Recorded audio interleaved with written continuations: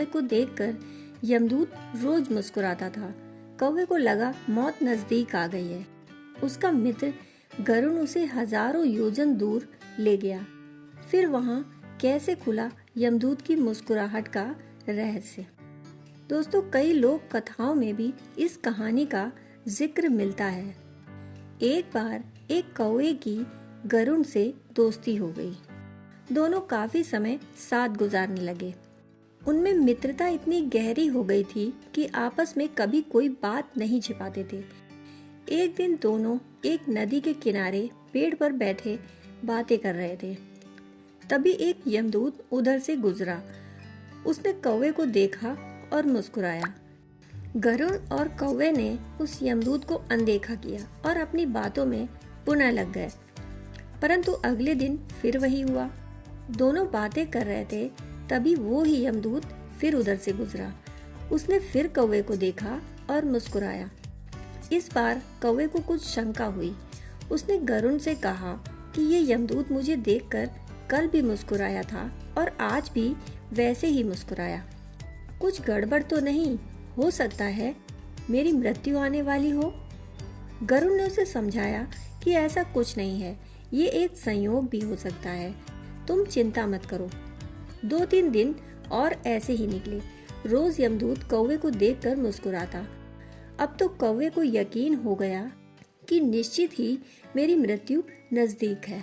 उसने गरुड़ से कहा, मित्र, मैं मरना नहीं चाहता, लेकिन ये यमदूत जरूर 1-2 दिन में मेरे प्राण लेकर चला जाएगा। ये रोज ही मुझे देखकर मुस्कुराता है। गरुड़ को भी लगा कि हो सकता है कौवे का शक सही हो। उसने कौवे को धैर्य बंधाया। गरुड़ ने कौवे से कहा, तुम चिंता मत करो मित्र, मैं तुम्हें यहाँ से इतनी दूर ले जाऊंगा कि ये यमदूत तुम्हें दिखाई ही न दे। गरुड़ ने कौवे को अपनी पीठ पर बैठाया और उस जंगल से हजारों किलोमीटर दूर कैलाश पर्वत पर ले गया। दोनों को अब ये डर नहीं रहा कि यहाँ कोई उन्हें परेशान कर सकता है।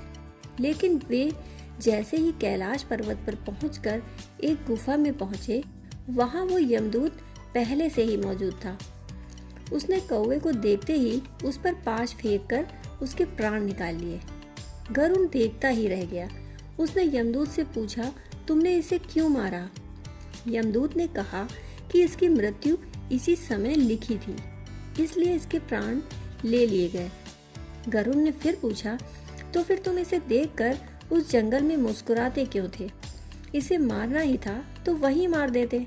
यमदूत ने जवाब दिया, इसकी मौत कैलाश पर्वत पर ही लिखी थी, परंतु 4-5 दिन पहले इसे उस जंगल में देखकर मुझे ये आश्चर्य हो रहा था कि इतने कम समय में ये वहां पहुंचेगा कैसे, क्योंकि इसके पंख भी छोटे हैं और ये लंबी उड़ान भी नहीं भर सकता, तो हजारों योजन दूर कैलाश तक ये कैसे पहुंचेगा। यही सोचकर मैं रोज मुस्कुराकर गुजर जाया करता था, परंतु इसका भाग्य देखो, तुम इसके परम मित्र ही इसे यहाँ तक इतने कम समय में ले आए। जीवन और मृत्यु भाग्य की ही बात है, इससे कहीं भी छिपा या बचा नहीं जा सकता। जब तक जिंदगी है तब तक कोई आपको मार नहीं सकता, परंतु अगर मृत्यु निकट हो तो कोई कोशिश करके आपको बचा भी नहीं सकता। दोस्तों, कहानी सुनने के लिए आपका बहुत बहुत आभार।